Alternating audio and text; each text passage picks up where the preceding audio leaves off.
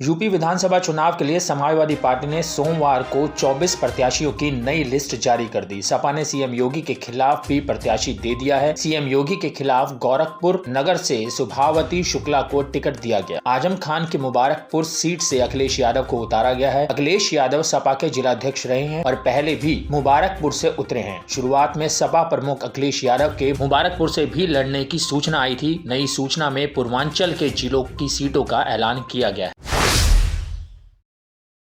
उत्तर प्रदेश विधानसभा चुनाव में इस बार अति बुजुर्गों दिव्यांगों को घर बैठे वोट डालने की सुविधा दी गई है। इसी के तहत रविवार को आगरा में 80 वर्ष से अधिक उम्र के बुजुर्ग और दिव्यांग श्रेणी के मतदाताओं के डाल मतपत्र से मतदान की प्रक्रिया शुरू हुई, लेकिन पहले ही दिन एक मतदान अधिकारी पर दिव्यांग का वोट खुद डाल देने का आरोप लग गया। इसके बाद वहां बवाल मच गया। ग्रामीणों के हंगामे की सूचना पर वरिष्ठ अधिकारी मौके पर पहुंचे। अधिकारियों ने ग्रामीणों को समझाने का प्रयास किया। इस दौरान एक व्यक्ति ये कहते सुना गया कि एक वोट से कुछ नहीं होता है। उत्तर प्रदेश विधानसभा चुनाव में समाजवादी पार्टी के प्रचार के लिए पश्चिम बंगाल की मुख्यमंत्री ममता बनर्जी जल्द ही यूपी आ सकती हैं। ममता ने खुद इसका ऐलान किया है। माना जा रहा है कि ममता के यहां आने से यूपी की सियासी जंग और रोचक होने की उम्मीद है। समाजवादी पार्टी ने गोरखपुर में मुख्यमंत्री योगी आदित्यनाथ की टेंशन बढ़ाने के लिए भगवा कैंप के ही पुराने योद्धा के परिवार को मैदान में उतार दिया है। सपा ने बीजेपी के पूर्व नेता उपेंद्र शुक्ला की पत्नी सुभावती को टिकट दिया है। हाल ही में सुभावती अपने बेटे के साथ समाजवादी पार्टी में शामिल हुई हैं। प्रधानमंत्री नरेंद्र मोदी ने यूपी विधानसभा चुनाव के लिए सोमवार को वर्चुअल रैली को संबोधित किया। उन्होंने लोगों से कहा कि याद रखें, आप यूपी के लिए नहीं बल्कि देश के लिए भी वोट दे रहे हैं। उन्होंने कहा, भाजपा के शासन में खुद जेल गए अपराधी उत्तर प्रदेश की जनता से हिसाब चुकता करने के लिए कई सालों से अगले विधानसभा चुनाव का इंतजार कर रहे हैं और अगर चुनाव बाद राज्य की सरकार बदली तो गुंडों के सपने पूरे हो जाएंगे। खबर गोरखपुर से है। गोरखपुर वाराणसी हाईवे पर गगहा थाने क्षेत्र के हाटा बाजार में ग्रामीण बैंक के सामने बारातियों से भरी एक स्कॉर्पियो और जनरथ बस में टक्कर हो गई। घने कोहरे की वजह से हुए इस हादसे में स्कॉर्पियो के परखच्चे उड़ गए। दुर्घटना में दूल्हे के पिता सहित 3 लोगों की मौत हो गई, जबकि 3 घायल हैं। घायलों का मेडिकल कॉलेज में इलाज चल रहा है। मरने वालों के परिवारों में कोहराम मचा है। बिजनौर में सोमवार को प्रधानमंत्री नरेंद्र मोदी की रैली रद्द होने पर सपा प्रमुख अखिलेश यादव ने तंज कसा है। अखिलेश ने कहा कि रैली रद्द होने के पीछे मौसम नहीं, कोई दूसरा कारण होगा। उन्होंने कहा कि पंजाब वाला कारण होगा। अखिलेश ने दावा किया कि उत्तर प्रदेश में हर वर्ग के लोग परिवर्तन चाहते हैं। जो माहौल दिख रहा है उसके हिसाब से कहा जा सकता है कि इस बार उत्तर प्रदेश में भाजपा का सफाया हो जाएगा। अल्लू अर्जुन की सुपरहिट फिल्म पुष्पा का जादू सिर चढ़कर बोल रहा है। यूपी पुलिस भी इससे अछूती नहीं है। एक लड़की तस्कर को दबोचने के बाद जहां सहारनपुर के एसएसपी ने पुष्पा से जोड़कर ट्वीट किया, तो अब यूपी पुलिस के आधिकारिक हैंडल से भी एक वीडियो शेयर किया गया है जिसमें पुष्पा के तर्ज पर डायलॉग में कहा गया है कि पुलिस सुनकर मामू समझा क्या, यूपी पुलिस है मैं। समाजवादी पार्टी अध्यक्ष अखिलेश यादव ने बैलेट वोटिंग में धांधली का आरोप लगाया है। उन्होंने कहा है कि वरिष्ठ अधिकारी अपने मातहतों के वोटर आईडी कार्ड लेकर फर्जी वोटिंग कर रहे हैं। सपा अध्यक्ष ने चुनाव आयोग से शिकायत करने की बात की है। इससे पहले उन्होंने ट्वीट करके 2 वीडियो भी शेयर किए, जिसमें एक दिव्यांग आरोप लगा रहा है कि अधिकारी ने उससे बीजेपी का वोट डलवा दिया, जबकि वह सपा को वोट देना चाहता था।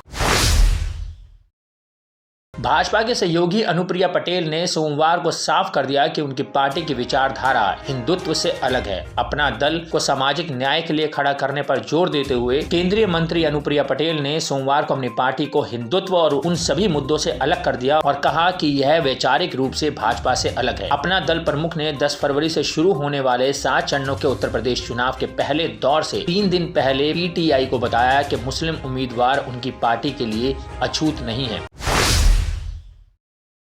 उत्तर प्रदेश चुनाव के पहले चरण के लिए 10 फरवरी को मतदान होने वाला है। सभी राजनीतिक दलों नेताओं ने अपनी पूरी ताकत झोंक दी है। इसी बीच समाजवादी पार्टी के राष्ट्रीय अध्यक्ष और पूर्व मुख्यमंत्री अखिलेश यादव ने पुरानी पेंशन को लेकर अपना वादा एक बार फिर दोहराया। उन्होंने कहा कि सपा गठबंधन की सरकार बनी तो पुरानी पेंशन योजना लागू की जाएगी। इसके साथ ही गन्ना किसानों के बकाये का भुगतान 15 दिन के अंदर कराया जाएगा। इसके लिए कॉर्पोरेट फंड बनाया जाएगा।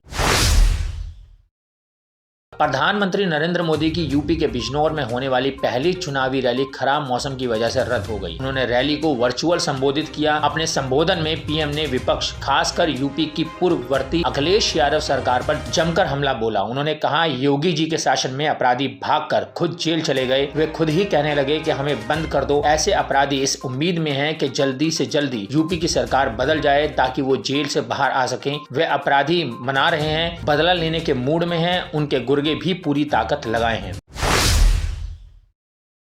वर्ष 2017 में बुलंदशहर की सभी 7 सीटों पर भगवा लहराने वाली भारतीय जनता पार्टी मौजूदा विधानसभा चुनाव में 4 नए चेहरों के साथ अपना गढ़ बचाने की पुरजोर कोशिश कर रही है। हालांकि किसान आंदोलन, महंगाई और बेरोजगारी के मुद्दों के साथ ताल ठोक रहे विपक्षी दलों के सामने उसे कड़कड़ाती ठंड में पसीना बहाना पड़ रहा है। पश्चिमी उत्तर प्रदेश के बुलंदशहर जिले की 7 सीटों शिकारपुर, बुलंदशहर, सिकंदराबाद, अनूपशहर, स्याना, डिबाई और खुर्जा में 10 फरवरी को वोट डाले जाएंगे। महाभारत काल के दानवीर कर्ण की धरती बुलंदशहर चीनी मिट्टी के बर्तनों के लिए भी देश दुनिया में प्रसिद्ध है। हालांकि यहाँ खेती किसानी का एक मुख्य व्यवसाय है।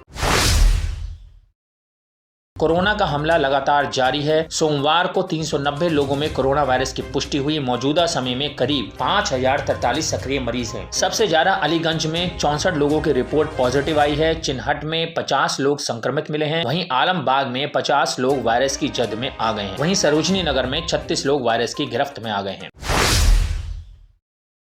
यूपी विधानसभा चुनाव में अच्छे प्रदर्शन के लिए कांग्रेस जी जान से जुटी है। पार्टी ने इस बार कई दल से गठबंधन नहीं किया है। सभी 403 सीटों पर अपने उम्मीदवार खड़े कर रही है। पार्टी के चुनाव अभियान की कमान खुद महासचिव प्रियंका गांधी ने संभाल रखी है। इसी बीच सोमवार को पार्टी ने 28 उम्मीदवारों की एक और लिस्ट जारी की। इस लिस्ट में 11 महिलाओं के नाम शामिल हैं। गौरतलब है कि प्रियंका गांधी ने इस बार 40% महिलाओं को टिकट देने का ऐलान किया है। अभी तक जारी उम्मीदवारों में इसका पालन किया गया है।